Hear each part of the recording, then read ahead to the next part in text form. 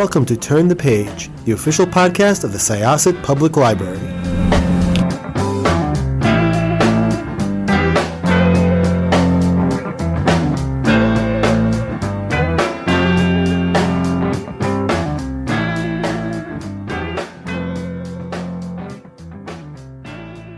Welcome to Syosset Library's Turn the Page podcast. I am Jessica, your host, and I am here with the author of this book that has probably one of the best voices I've read in a very, very long time. Please introduce yourself and tell us a little bit about Brooklyn Motto.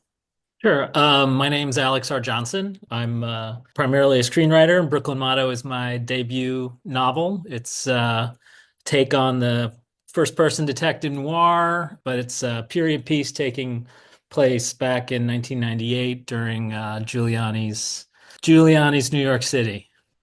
So I was a teenager, but an older teenager back then. I guess like 19, 18, 19. I was around that East Village area a lot. That was considered one of the cool places to be. But I do remember a lot of that era. One thing in particular that I remember, and this is something that I tell people and they're just like, that was a thing. Specifically, Giuliani's era was that whole situation where you weren't allowed to dance in a club unless Mhm. they had a tavern license, Yeah, which yeah. I know is wild when you think about it, but that's the least wild thing. There were plenty of other things that were even crazier. But at the time, somebody who went into the city for entertainment, that was the thing that really stood out. And then you hear all of these other things and you're just like, oh, okay, that was a time. But I did really mean it when I said that, the voice of Nico, your protagonist, was so rich. And I really felt like I was having an immersive experience by reading Brooklyn Motto. I can certainly tell your film your film background while writing it. Incidentally, I also interned for a film company around that time too. So that's, yeah, a whole other thing. But so, first of all, what I would like to know is how you decided to write this. How did you feel that this was a book versus a screenplay? Because I feel like this very much could be a screenplay. Yeah, so I'll do a quick summary of kind of where I was when I was writing it. Basically, I'm been a working screenwriter in the union and in Hollywood for since about 2016. And from the outside that sounds great, but from the inside, what it mostly means for most writers is that you write things and they don't get made. You might even earn a living, but you still don't get made. And you're writing these specs and you sell them and they go into development and you think it's going to happen and it gets very frustrating because ultimately you just want to tell stories. You want people to read your stories. And so, as much as I care that a junior executive is a fan of my work, I would rather my stories get out there for people to read and to experience. So I was planning on making this a TV show, and I just started, I hold on to this writing technique that I learned in high school. Sophomore year, I think, creative writing class, which is just this, it's nothing revolutionary. It's basically a spillage. You just create a spillage document, right? You start writing and you just have this document that you just pour everything into and you make a deal with yourself that you're not going to erase anything and you can have the most ridiculous thoughts there, but they will spark better, more ingenious thoughts, hopefully. So I had this document and at some point I slipped into the first person narration. And I was so, honestly seduced by it. I don't do that. You don't do that in screenwriting frowned upon as a crutch and it's generally something that comes in notes later, oh, let's put a little narration in. And I just loved it. It was enjoyable. I love being so in the head of a character, which you don't really do with screenplays. But I was also living in Austin at the time, and it was COVID, 2020, 2021, COVID era. And I was just missing New York desperately. And so it was almost a way to be home. while I was writing it. So that's really what inspired me to write it as a book. Yeah, and then just in terms of the detective, I'm just a Columbo freak, and I've always wanted to have my own detective, kind of like that felt very close and personal to me. And then also, I've always avoided making characters too like me. I don't know why. It's just something in my head. And then I think I was listening to a Gary Steingarten interview and on NPR, and they were teasing him a little bit about having a new book with a writer of Russian heritage as the protagonist, and he was like, "That's what I know." So basically, he was like pushed back. I was like, "Well, I can write about whatever the heck I want to write about." And I was like, yeah, I'd like to investigate my own background a little bit through a character. And, as I'm getting older and as the people that can answer questions are dying, and I'm kind of I'm asking questions that I wish I had asked about my heritage years before. But that's part of it as well. Yeah, I can definitely see that. And I guess that kind of leads into my next question, which is, a little bit what we talked about when we started. Why this particular time and place? I was thinking about the idea of basically passive to active, reacting to an environment as opposed to acting on an environment. And that to me is really your late 20s, right? That's like when you're trying to, I wanted this character to be making the choice, just because you kind of stumbled into this investigative world and because of things that happen narratively, he basically has to go, yes, I'm going to investigate this. I'm going to dig deeper into this. And I like the idea of that.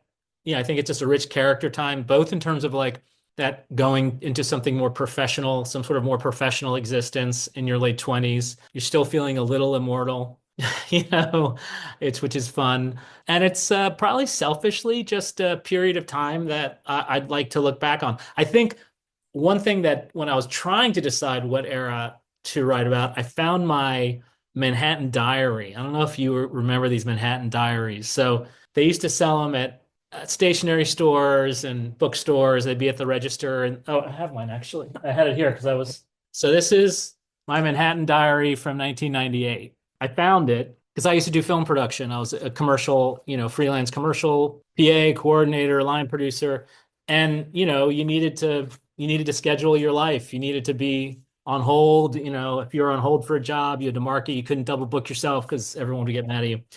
So when I found that, and there were like dates, I mean, literal dates in there, like, coffee with blank and things like that, it certainly made the era much more alive to me than it had in a long time. So, and then I went online and overpaid for a bunch of old Village Voices from 1998 and started flipping through and just I was like, oh, I was at that show. Oh, yeah, that's when Happiness was playing. Yeah, I saw it at and Angelica, and I loved it. My date hated it. And it's just all the memories kind of came back. And so like being able to paint the color of the era helped. And I picked it, I thought about a few eras, but it was like that was really the one I wanted to start in for Nico as sort of the beginning of his story. So that means there is going to be more in this series. We're doing this really weird, windy chat where my ending point is now sort of my middle point. Sure. But I do think, it is worth saying that, I mean, a lot happens in this story, and there's a really good picture of this point in Nico's life where he is, but all of his questions and all of his wants and all of his needs Mm. are not really fulfilled or answered. And it does feel like we could get more stories out of him. So that was something I actually was curious about. Yes, definitely. I probably have like three books loosely outlined. I still have work to do in terms of my day job of screenwriting. So I get distracted by that I have to earn and to keep my agents happy. So, but yeah, I'm going to get to I have an outline, a pretty detailed outline for the second book that I feel good about when I start getting into it. A lot of questions, not to give away anything, but his mother is actually a pretty heavy character in the second book. She's very present in the second book. Yeah, I wanted to read a little bit more just about her in general. And I really liked his character. I liked kind of this point that he was at. And a lot of the story does have to do with the cop culture, especially in that particular time, which I believe, Giuliani was known for enforcing like the broken window philosophy, and there was a lot of, I think a lot of what people see now was sort of the seeds were planted back then. And that's not to say, I mean, there are things that are in, I mean, I remember back when I was very, very young, my father had a place up a store in the Upper West Side, and like I was terrified of going onto the subways because it was the most chaotic place ever. Now, granted, a lot of the graffiti art really was art, but it Mhm. also was a very chaotic place, and then I remember around 1998, that time, because I was working as an intern in Tribeca for a bit, and some of the clubs that I went to were in the village.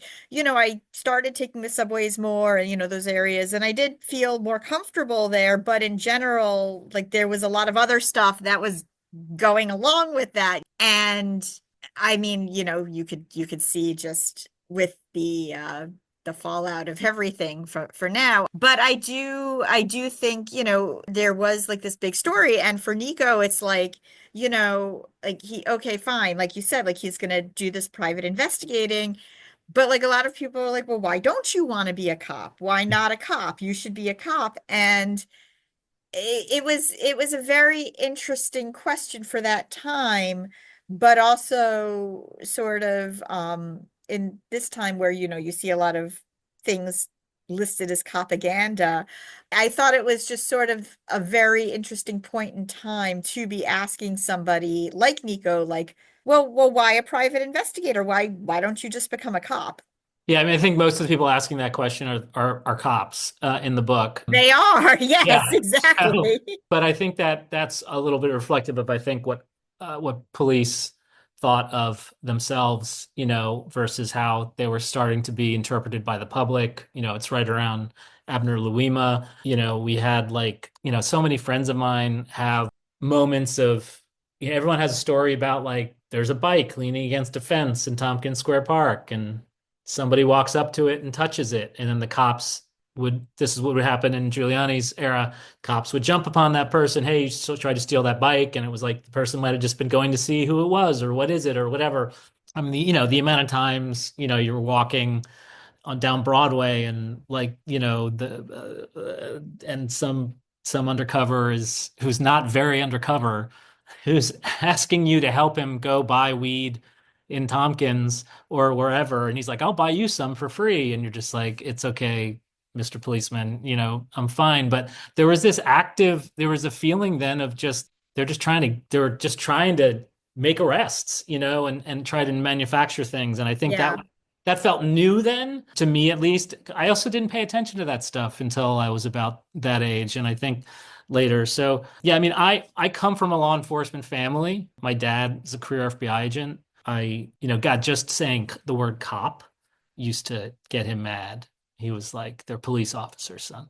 And I met plenty of FBI agents that were really inspiring, and I met plenty that were pretty terrifying. But I think the kind of like internal question, that's one of those little things about like investigating my own past and my own self, is I was always asking those questions, I mean, because I think my father really hoped that one of us would go on to be an agent, and that he could pass his badge number on to us.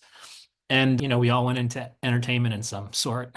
So, so I think even then I would ask myself the question, even like doing production, to come home on the train after like a 20-hour day and I'm just exhausted. And, that I have the distinct memory. There's something in the book of just staring at that recruitment sign. It's just like, I don't know, maybe I could do that.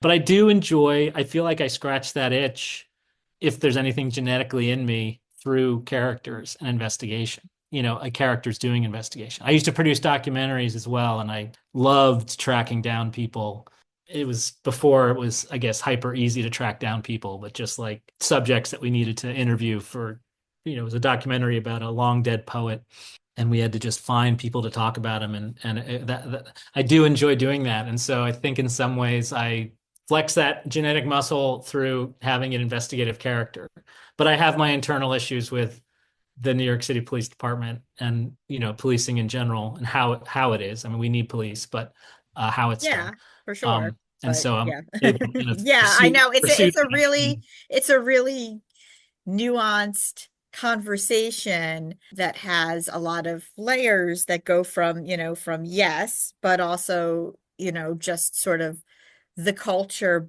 below that and, where the energy is being distributed, which again, as we mentioned, you were talking about that. And then as, we talked about in the beginning, walking into clubs and being like, do you guys have a cabaret license? Should you Yeah. Or have you just dancing? were you ever in one where it got raided? Yeah, I was not, but I was in one where they were like, do not dance. And I was Yeah. like, what? And they're like, Don't do it. Just don't, and like it was a thing. Yeah. And I remember just being like, this is the stupidest thing on the face of the Mhm. planet. Like, why am I even here? Yeah. It was really, I mean, now I think like looking back at it, it feels almost a little bit like I don't want to make it too connected to like what Trump's doing now, but it's just that idea of just like a weird flex of being like, I'm running this city and you don't get to dance unless I say you can dance. Like, you know what? It just seems so unnecessary. And it was like, I don't really care about these constituents.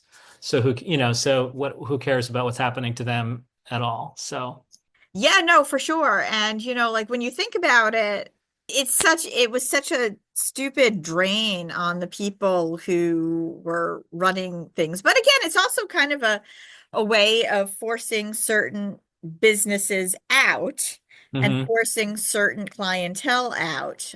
And, again, like you said, like this control. And I thought that I really did. I liked all of Nico's interactions. We haven't even talked about his interactions with Maggie. I liked all of that. I liked just kind of how like that began in a very meet cute sort of way, but then like exceeded and changed like expectations is all I'm gonna say. And, really just sort of subverted certain tropes. But I did really like it. He was a character I will definitely want to read about more. And I am curious how much deeper into this particular time period you would go with the series. My plan was to do a 1999 one. I'm going to try to avoid 9/11. I think so I'd like to do a 1999. That's the outline for the next one. So it's pretty close. He's got his investigative thing going to this era. The next one I would probably go to. I'm really intrigued by not nine, obviously I was here for 9/11 and 9/11 is 9/11, but there was a weird period about 6 months after 9/11 where no one was really awake yet, but it was a weird zombie town, right? I mean, you're still used to the jets going by, and I'm really intrigued about trying to investigate that era of New York and kind of like the whole, I don't know, the whole like there's a whole music scene that kind of came out of that in Williamsburg and that era and like the whole like was it Trash Bar or something like that? The whole like TV on the radio and I'm blanking on bands now, but that whole scene like where it was like the city went from being in a coma to like just massively alive again somewhere in there. And I kind of I wanted to do something around then. And then I have some other ideas, but that's what's clearest in my mind. But I think it's I feel like as long as it's enjoyable, it's a form of almost introspective therapy for myself to look back and think of that era. And I was certainly involved in a lot of aspects of that's touched upon in the book, but I also wasn't. I mean, my dad wasn't a musician. He wasn't in the art scene. Um, No, that's true. yeah, right. So yeah, but I mean, I'm certainly we moved back to New York about 3 years ago, after COVID, my wife we were during COVID, I think we were still just like, I don't know, I had this epiphany. I was in my downstairs office and she was in her office at home, and we were in Austin still. And I just walked up to her and I sat down and I was just like, whatever my life story is, the last line of it cannot be, and then he died in Texas. So, we sort of started entertaining the idea of, we had both been talking about coming back for a long time. We just didn't know when. And it was just getting really exhausting living in I don't, I'm not from Austin. So if I was from Austin or if I went to college there, maybe I'd feel differently about it. But it was like, living in a city that was actively being sued by the state to keep it from being what it wanted to be. And, if I was going to fight a fight, I wanted to fight a fight at home. So, Fair. yeah. Yeah, no, absolutely. Well, I mean, again, like I said, this book is it's very cinematic, it's immersive. I was very happy to read about places that I used to go. That was always fun. I miss the Jaffa a lot. Oh my gosh, yeah. I That mean, place was so different. mhm. I mean, and just the idea of a dojos existing where you could get the $3 dinner, like a soy burger patty and brown rice and some, Yeah. a little salad for like 350 or something. It's like, Yeah. Yeah, no, and like you go there and it's completely different now. yeah, And yeah. I mean, that's, yeah. yeah. But that's also part of it, is just like, it's about the book in many ways is about a changing New York. But I think any book about New York is about a changing New York, Well, because that's true because it is really constant. constantly, It is really, yeah. really constantly changing. I If mean, anybody, you're upset about Jaffa. Somebody's upset about whatever moved into Jaffa and is gone now. You know what I mean? Like, everybody has their spot in their era that they miss, that's gone now. So I'm trying to be more go with the flow about all that stuff, and I can live in the past through my books. yeah, no, without a doubt. And, again, that's not to say, I think like for me, it's more, a lot of what did come in is a lot more corporate. Yeah. And I think that like it's not even so much like look at these young so and so's taking over my old so and so. It's more like, oh, that's really sad. That's a Yeah. bank now. There's I mean, literally everything's another one of those banks down the street. bank or a drugstore, like Yeah. a international drugstore chain or something. Yeah, that's Yeah, I think it's really, again, like I said, like it's really more like that. Like, yeah. okay, but such is life in pretty much anywhere else. But yeah, no, I look forward to the next one, and yeah, that's it. So once again, this was Jessica with Syosset Libraries Turn the Page podcast. My guest was Alex R. Johnson. Check out Brooklyn Motto if you are familiar with that era, if you want to learn more about that era. If you just like good private detective stories with a strong voice. And we are going to close this chapter of Turn the Page. It's time to close this chapter of Turn the Page.